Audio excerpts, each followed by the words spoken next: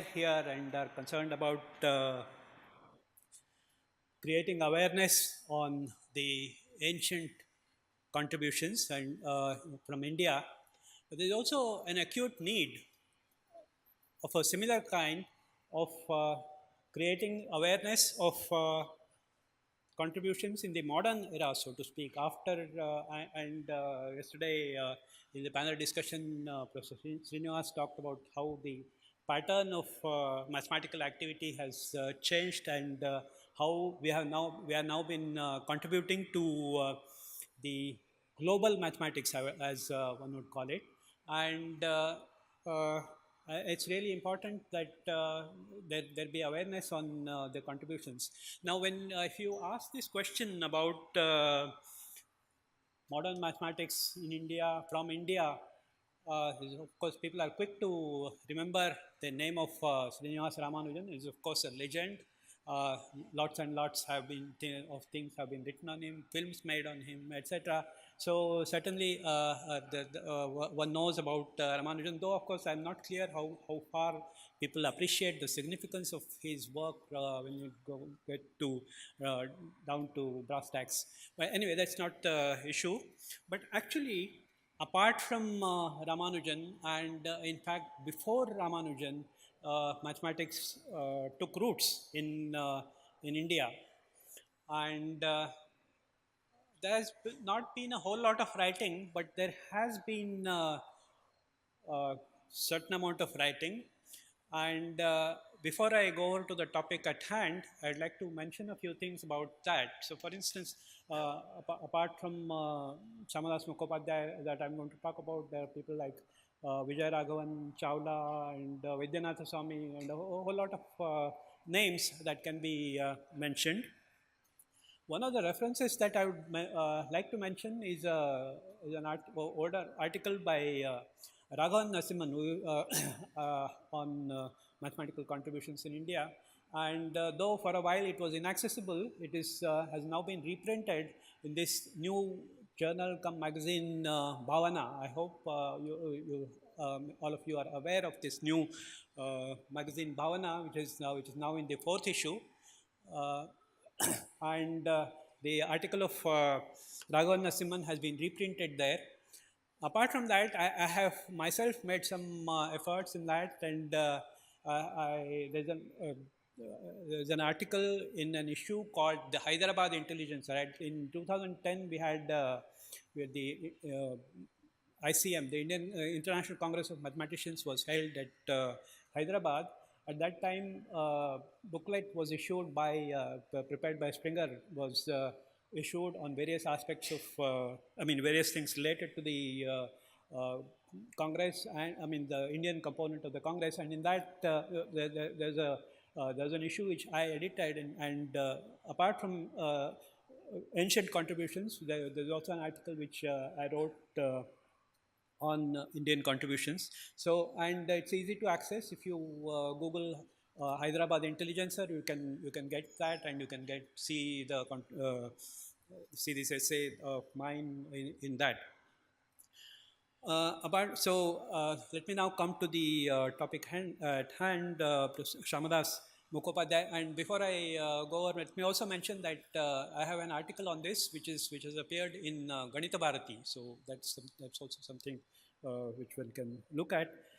Today, of course, in some ways, it's easier to write on such topics than to speak, and I'm not quite clear whether I'll be able to convey the enthusiasm or the gist, but this is going to be an attempt, so to speak.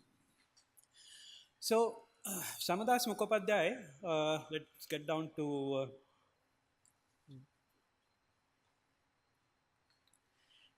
so he was born in 1866, and he's one of the very eminent mathematicians from the of the 20th century. Now, might seem a long gap from 1866 to bring to the 20th century, but it will become, for those of you who do not know, it will become clear why. Now, in the first page, I have listed some major things that we are going to talk about. Is well known for what is known as the four-vertex theorem, about which I'll be talking a little more about that. and this is one of the beginning theorems in global differential geometry. Differential geometry, when you sort of can think of at two levels, things happening locally and then global behavior. And this is a theorem in global differential geometry. And the aim of this talk will be to give a brief exposition of his life and work. Okay, so he was born in on 22nd June 1866 at Haripal in the Hooghly district of West Bengal. His father was Gangakanta Mukhopadhyaya, who was in the state judicial service and had some transferable jobs. So Syamadas got to travel in parts of ways, and also during childhood he was exposed to some good teachers from the Britishers, and seems to have got inspiration from that into geometry that he talked about. We will talk about, and he did his BA from Hooghly College. Hooghly College was one of the established colleges of the. I don't know so much about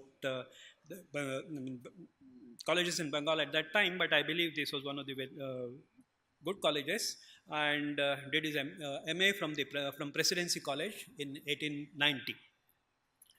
Now, after working in a private college, I could not quite find the information on which private college was it, but it's known that for many years he worked in a private college, and then he got a job at Bethune College in Kolkata. This is a government college, and it's incidentally I might mention that Bethune College is the first women's college in the whole of Asia, in fact. So that's a side. That's an aside. Here, actually, it is not a job entirely devoted to mathematics. Apart from mathematics, he had to teach English, and is quite overloaded with teaching. It was. Many of you would probably have some exposure to how colleges worked in those days, and but on the other hand, he seems to have carried it out with great acumen. People have mentioned about the great library that he had with books on English literature and so on. So, a very erudite person, and luckily, he was sort of relieved from that in 1904 he was transferred to Presidency College, where he could devote more time to research and so on. Now, his first paper was published in 1908, which is you can see he would have been at his age would have been 42 at that time. So he was a late beginner.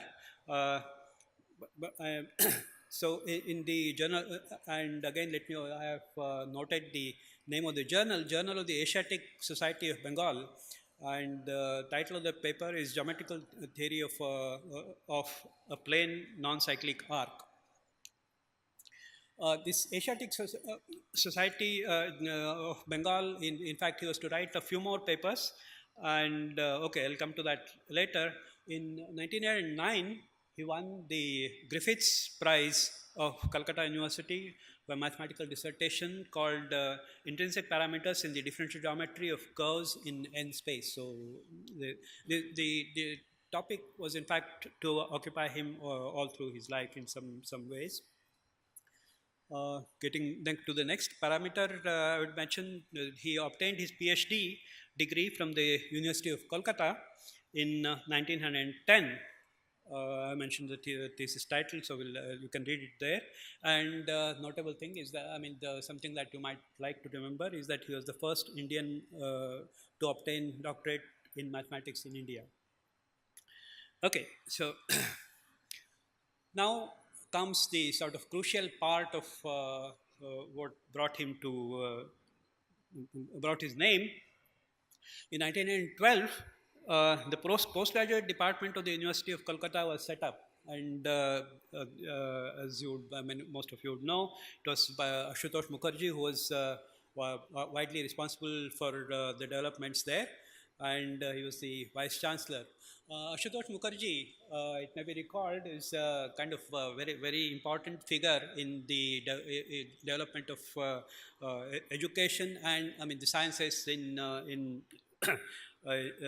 Bengal and inter alia in the for India as a whole as well. Yes, and he is called the Tiger of Bengal for his very assertive and role, especially against the colonial era. I mean, there are many things, many stories about him, and but though this is not the time to go over them. And Ashutosh Mukherjee. He found, so he was one of Syamadas Mukhopadhyaya was one of his points, so to speak, and he made them invited him to join the postgraduate department, and Mukhopadhyaya served there from until his retirement in 1932. From 1926 onwards, he held the position University Professor of Pure Mathematics in the University of Kolkata. I would also mention that after retirement, he went on this slight something missing there. After retirement, he got this something called the Gauss Traveling Fellowship and went to Europe to study methods of education. And on return, he is mentioned to have written some memoirs. I don't know if some people would have seen them, or I myself not been able to access. Find anything more about the memoirs. But he's also supposed to have written memoir on his experiences with his findings with the educational system in Europe at that time. Okay, so. Let me say a few things about his academic role other than the teaching aspect. The research part I am going to dwell in some detail, which will come at in the second half of this talk. He is one of the founding members of the Kolkata Mathematical Society. Kolkata Mathematical Society, it may be recalled, this is, sorry, there's some mistake here. It was founded in 1908. By Ashutosh Mukherjee, and Syamadas Mukhopadhyaya was one of the founding members. In the society, he served as vice president during 1917 to 1935. I might just recall that until 1924, Ashutosh Mukherjee himself played the role of, was the president, and 24. It was Ganesh Prasad, another name that perhaps one should remember about with regard to Indian mathematics. Ganesh Prasad has also been very influential in the development of mathematics in North India especially. And so, after Ganesh Prasad, 1917 to 35, Syamadas Mukhopadhyaya was vice president, and after Ganesh Prasad passed away in 1935, he was president, but it was, in effect, he had a rather short tenure because he passed away, he himself passed away in 1937.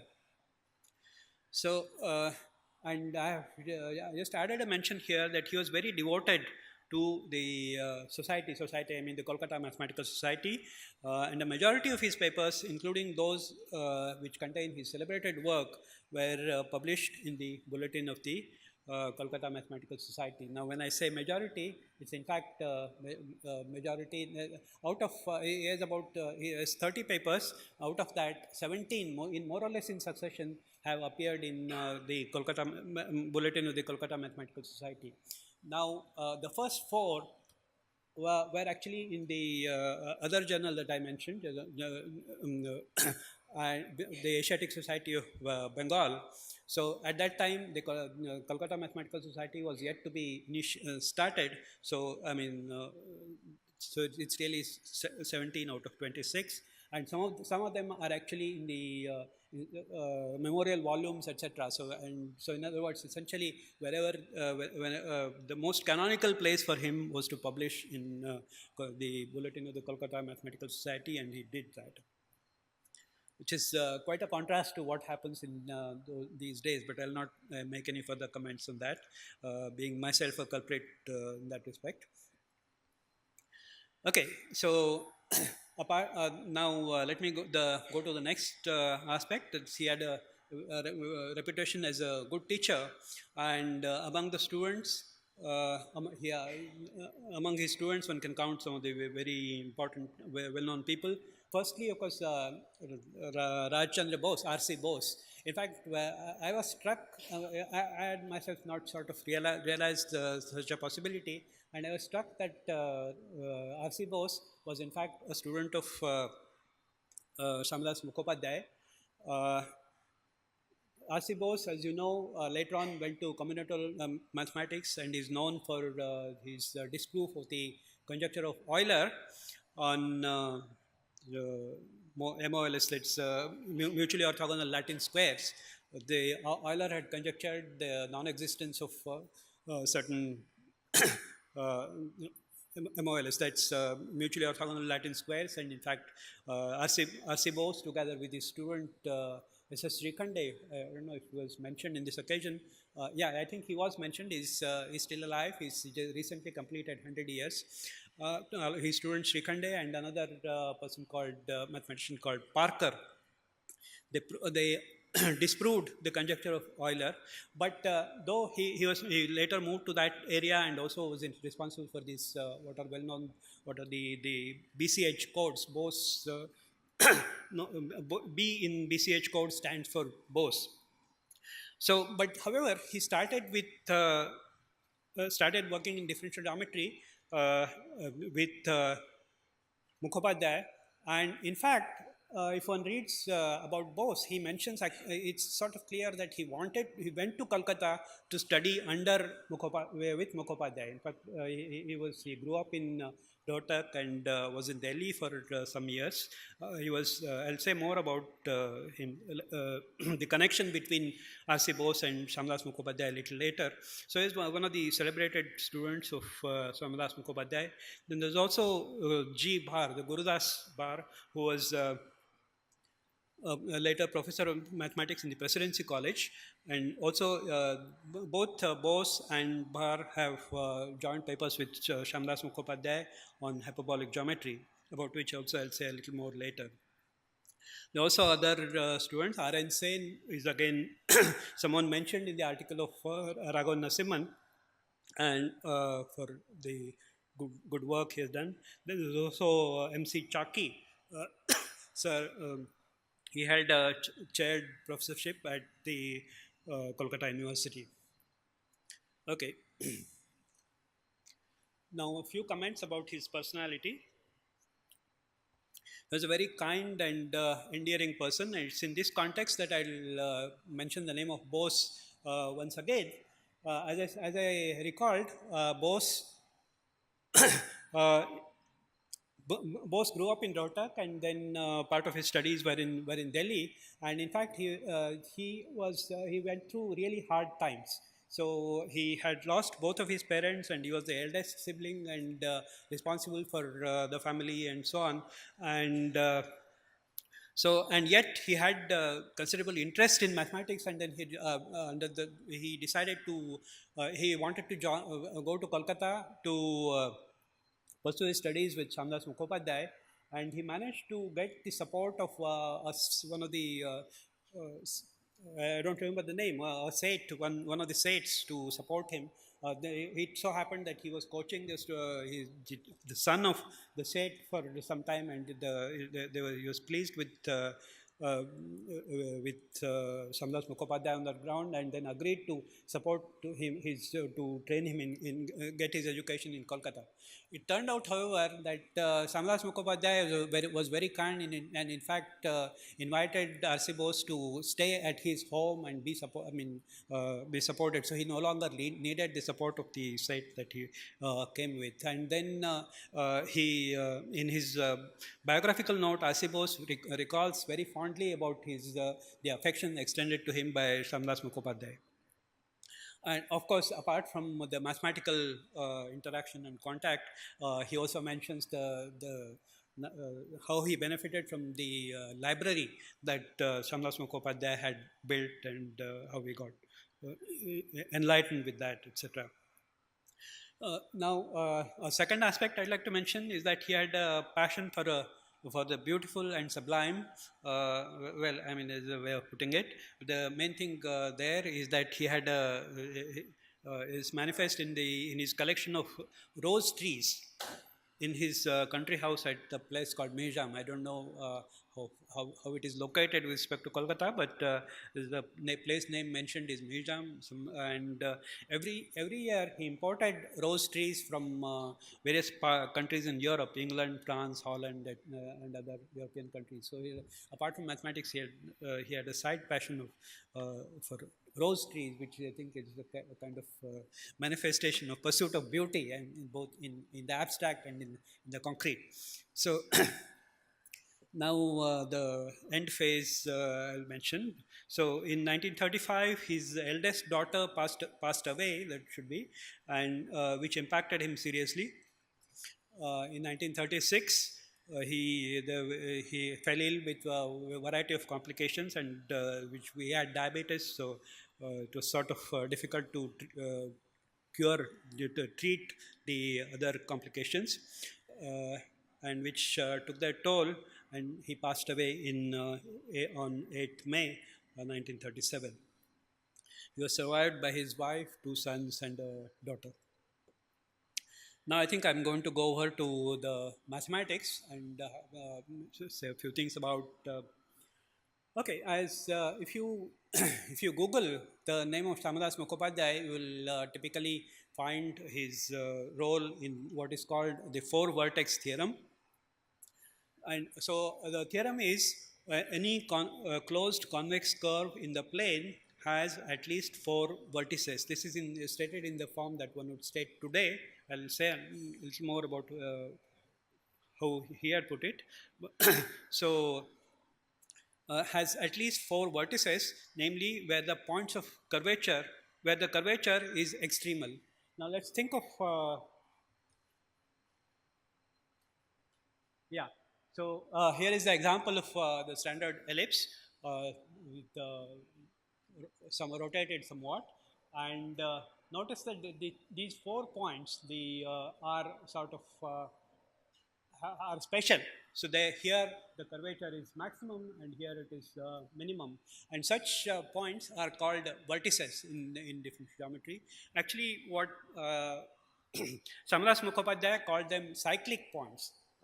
So the theorem is that there are at least he's, as stated by him, is that there are at least 4 cyclic points. In later literature, I mean, and in parallel in European literature, they were known as vertices.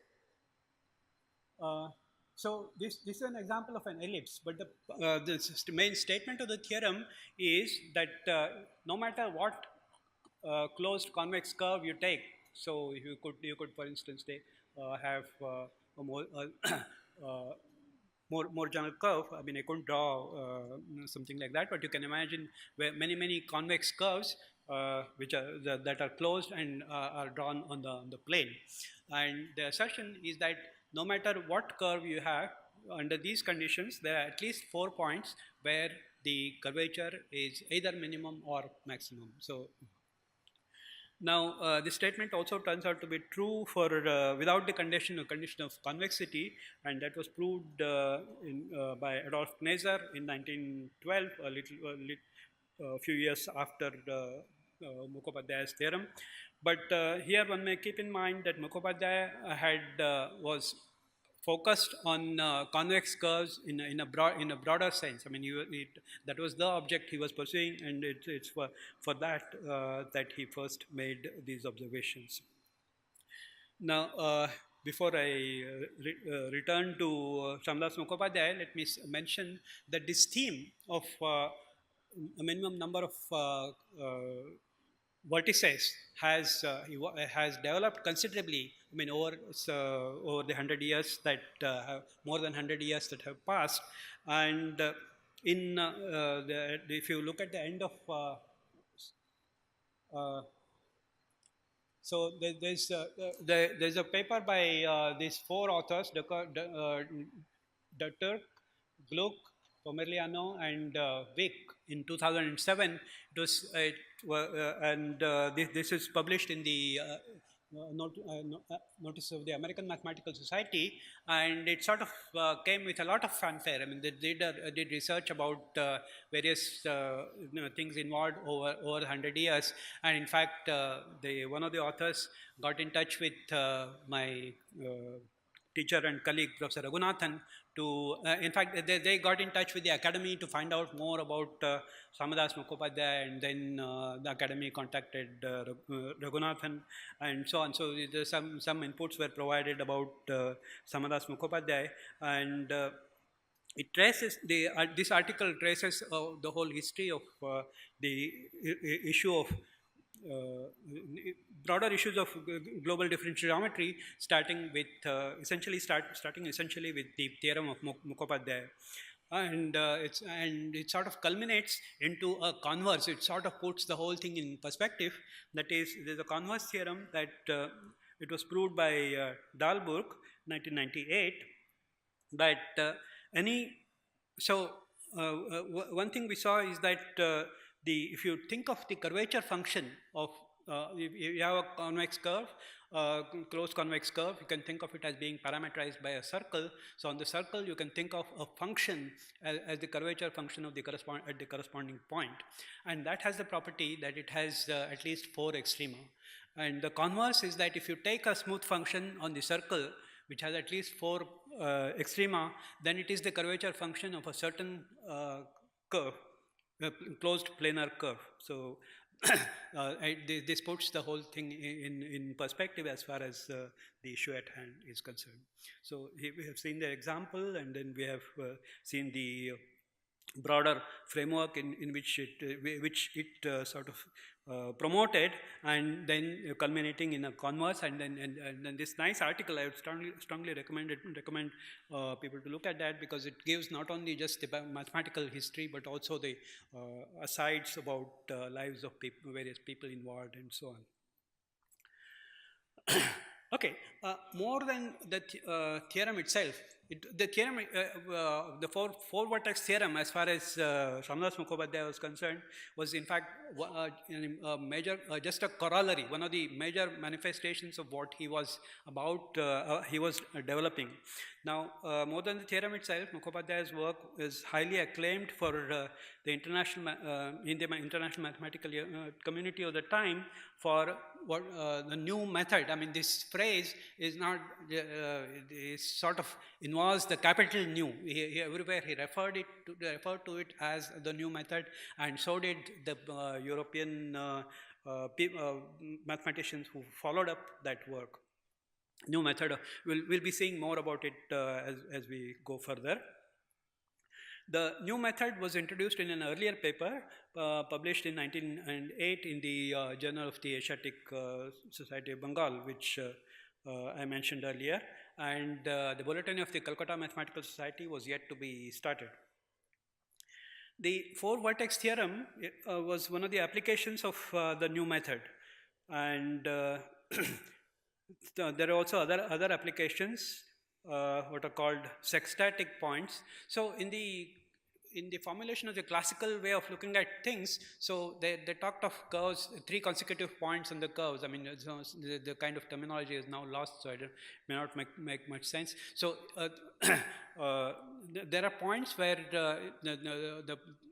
the point where in place of 3 consecutive points, the curve passes through 4 consecutive points automatically. So one can describe this in terms of derivatives, etc. We'll not go into that, but they essentially have the feature that what we saw in the case of the ellipse. And so there is an analog of this from 3 points to 4 points to 5 points to 6 points. That's why they're called sextatic points. And Mukhopadhyaya's theorem also shows that at least on a closed convex curve, there are at least 6 sextatic points. This theme was to occupy Mukhopadhyaya persistently in over later years. Okay. Another important contribution, another important theme that was pursued by him is hyperbolic geometry. Now, as you all know, hyperbolic geometry evolved out of the attempt to understand or to prove or prove to be independent or derive from the parallel postulate of Euclid from other axioms. That was that is the age-old, quite a long history, and many mathematicians in Europe have had attempted to prove the parallel postulate from other axioms, and they created some kind of intermediate geometries, which finally led to the realization that in fact the parallel postulate is independent of other axioms, and there are geometries which will satisfy the other axioms but not the parallel postulate. Namely, that if you can given a line and a point outside, there is a unique line parallel to the given line. And what is crucial is that there are geometries where there are parallel lines and it's not unique. There are infinitely many lines parallel to the given line from a point outside. And to recall briefly, it was introduced by Lobachevsky and Bolyai independently in the 1826 was the first paper of Lobachevsky, and Bolyai published in 1832, a little later. And unlike sort of what popular perception might go, it's not as if it was welcomed with fanfare or enthusiasm. It was sort of, an exotic thing for those times. It was really an exotic thing, and that people were largely convinced that there must be some way of proving the parallel postulate, and if it did not, and somebody was creating something, it wouldn't really attract much attention. And I was struck particularly by the fact that though Lobachevsky and Bolyai independently came to the geometry, invented their geometries, which non-Euclidean geometries, it was only in 1948, almost 20 years later, that Bolyai discovered that somebody else also had proved that. I mean, it was just so much lack of communication, lack of enthusiasm about this topic, that even the two authors who had independently come to the geometries, they discovered the mutual existence only almost to 20 years later. And even beyond that, of course, there's a certain element added, in spite of fact, so to speak. There's, in fact, Gauss was also involved. Gauss apparently did have the idea of a non-Euclidean geometry, but he was kind of very uncomfortable with publicizing it, because somehow he thought that other people might think of him as weird or something like that. Anyway, it's very difficult to describe what might have, or even difficult for me to capture what might actually have happened. But Gauss was another player, and he, of course, once the ideas came forward, he did encourage, and so in fact he was very complimentary to Bolyai, and in spite of that, the general acceptance rate was very poor, and only until Beltrami and later Poincaré got into it, that the hyperbolic geometry became really something that the kind of respectability that it got later. Especially with the models. I mean, the Beltrami and Poincaré later created models which could be easily related and understood by more people, and so that's when the geometry got acceptance. So Mukhopadhyaya got interested in hyperbolic geometry around 1920, and in a sense the subject was still rather young at that time, and there's probably only one person who had looked at hyperbolic geometry in India, that's Vaidyanath Swami, who was in the south, but there's only one paper, and it's not clear whether, the connection with hyperbolic geometry also needs to be examined. But Mukhopadhyaya was very conscious. I mean, he not only he went into the subject, he gave very detailed courses and so on. He developed the subject, and then he had 2 students work with him on that. So between 1920 and 27, that's the period in which he was fully engaged with the topic, and he has 4 papers in the area during that period. One is joint with Gurudas Bar, and other with two with R.C. Bose, and a third one of his own. The paper with Bar established various concurrency results for triangles in Euclidean geometry. You know, in Euclidean geometry, there are various things about when the points become concurrent, about the orthocenter and median and so on. So there have to be analogs of that, and this work deals with those aspects. And there is a way, there is also a certain kind of new feature where the point and line are sort of treated as features like in projective geometry. There is a certain identification between the roles of point and line, etc., which I think was had an influence in some of the later work. Okay. So let me recall a little more about hyperbolic geometry for those of you who may not have exposure to that. In hyperbolic geometry, the sum of the 3 angles of a triangle is less than 180. And the Euclidean geometry triangles always have the 3 angles adding to 180, whereas in hyperbolic geometry it's always less. As a consequence, you have to change your geometric intuition now. And another interesting feature is that there exist rectangles with 3 right angles. So you can have in a rectangle, of course, the sum of the angles will now have to be less than 360, but it can be arranged so that 3 of them are 90 degrees, and the remaining one can be is small, and it turns out that it can be quite small, and on the other hand, quite close to the right angle as well.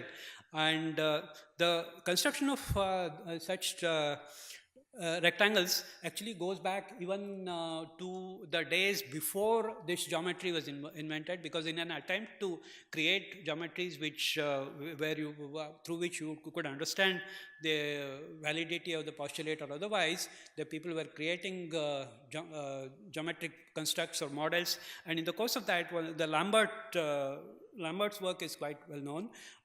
He constructed rectangles with 3 right angles, but the credit goes to Mukhopadhyaya to have systematized the effort. I mean, so Lambert had some specific constructions, but Mukhopadhyaya gives a complete picture of how these can be parameterized, and how all of them can be categorized, can be cataloged in some way, and the method is also known to be simpler. So and then another striking thing that he noted is that so you can have a pentagon, construction of a pentagon in which all angles are right angles. So in a Euclidean pentagon, if you take the sum of all the angles, then it has to be it's a union of certain number of triangles, and then it's 3 times 2 pi is what it will have to be. But in the hyperbolic geometry, that's not the case, because the angles can be less, and the sum of the angles can be less, and with a great deal of flexibility. And Mukhopadhyaya was the first to construct the pentagons in a systematic way, in which all the angles, all the vertex angles are right angles. So, so yeah, as above, and this was such an object was a novelty at that time, and then it also had some applications in certain problems which I have not mentioned because I have not quite understood what the applications were, but there were applications which is something that I would like to mention. So it does not seem to have been explored before Mukhopadhyaya's work. Now, the meta aspects of his, there are also some other themes for on which he dealt, but I'll not go into that in more detail. Some of you would have noticed that the both the thesis and the Griffiths Memorial Griffiths Prize essay are on a different topic. So they are talking about curves in n space and a variety of issues about them, which were quite appreciated. But I'll not go into them because I don't think I'll be able to convey too much about it. Then there is also the four-dimensional geometry that the aspects of visualization on which he worked, and this is something that Poincare had suggested, and yet Mukhopadhyaya had taken it up under some papers. Again, I'll not go into that as it would be difficult to communicate. I mean, I'm afraid my own understanding is limited to be able to communicate it further. So, yeah.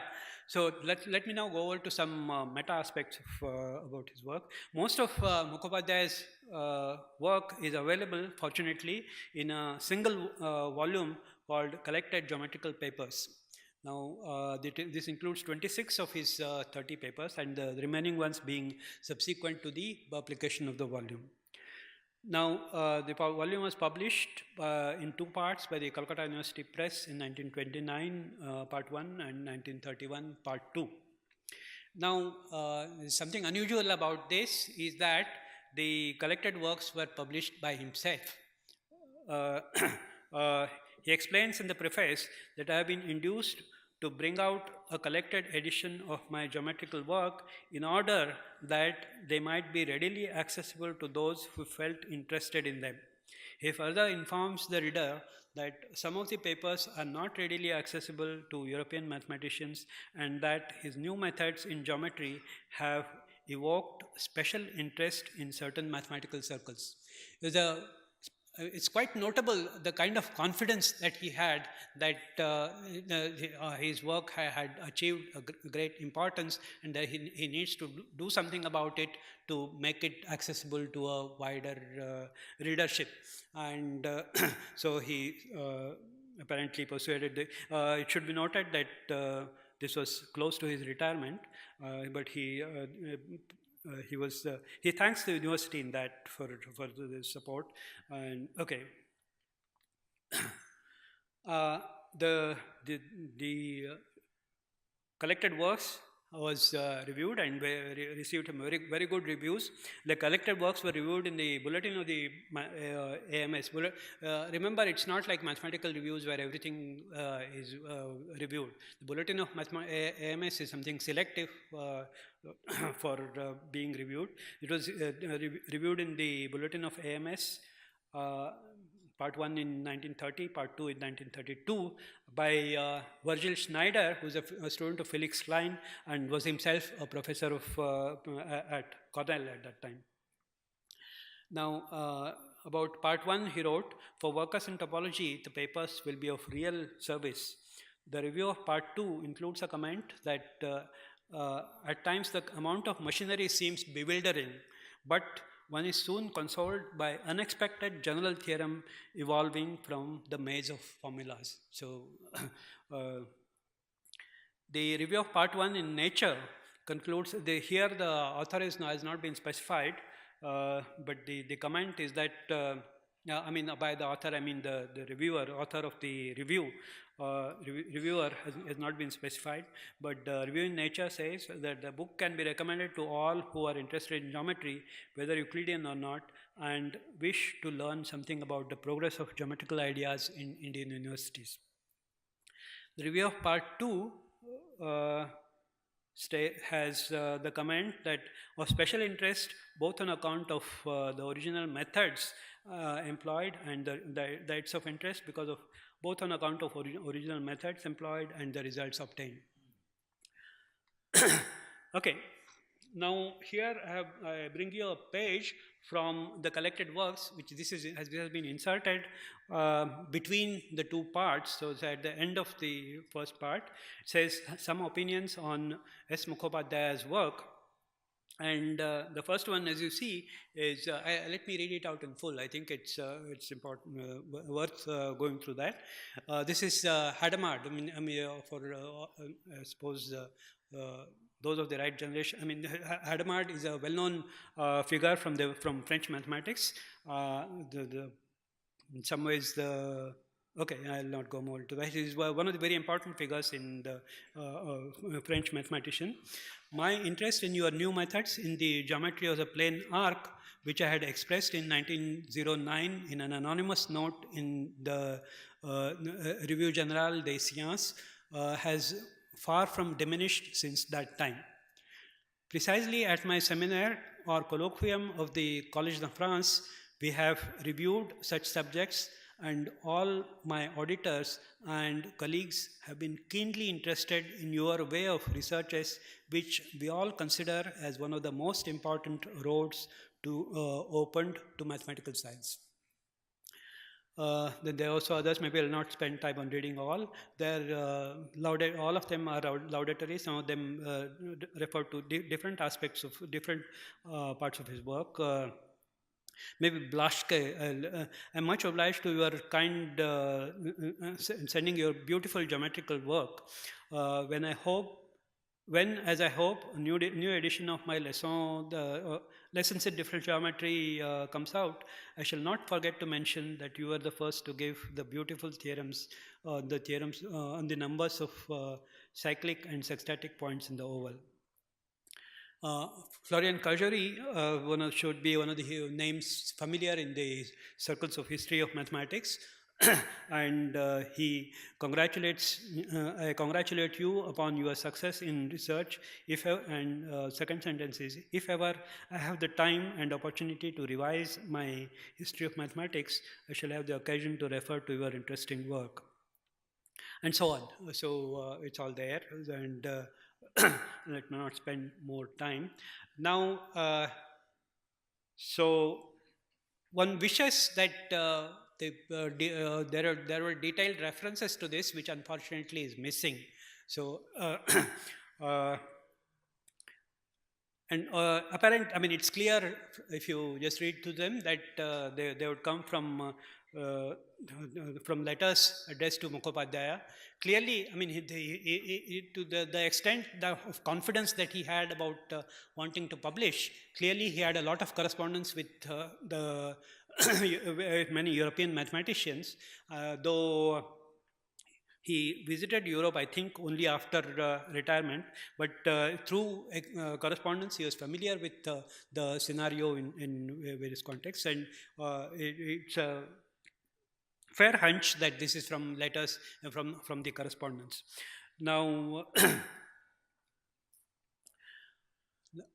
Now, though I wish I could find the originals of many of them, it doesn't seem. It seems a very daunting task.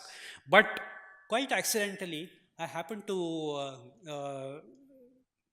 see the letter from Hadamard. It's actually not very surprising because it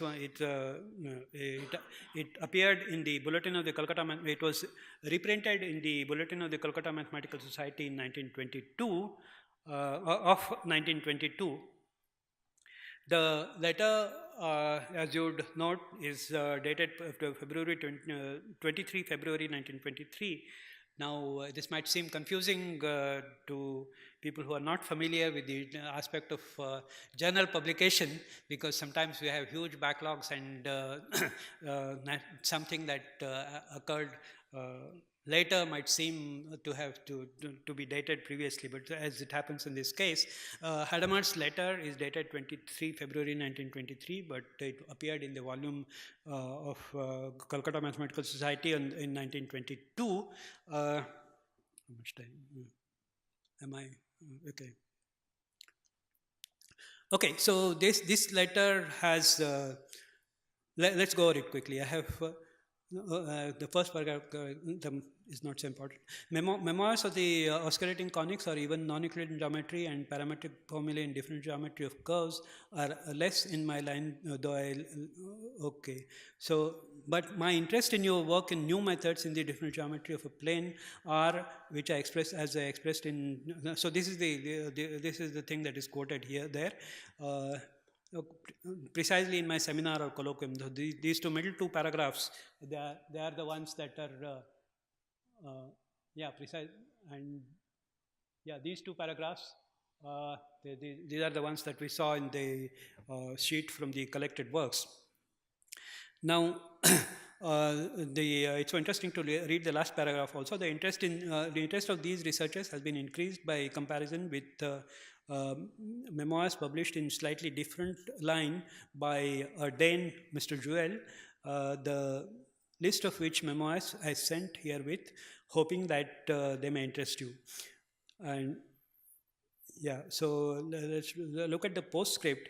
Mr. Montel, who has reviewed the reviewed at Collège de France, Juel's memoirs, is going to deal with the subject in the Bulletin des Sciences Mathématiques and intends to point out importance of your notes.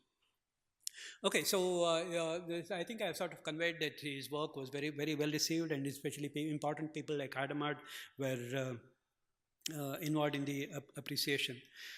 So now I want to say a few things about Hadamard and the Hadamard seminar that he refers to.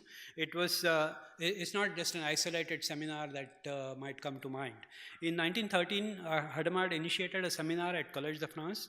It started with his own surveys on some of Poincaré's work, but soon he introduced the practice of students reporting on various mathematical memoirs. The meetings were interrupted during the First World War, but were resumed in 1920. The seminar soon acquired considerable prestige and lasted over 20 years. It became a unique phenomenon, not only for French mathematics, but also for the larger mathematical community.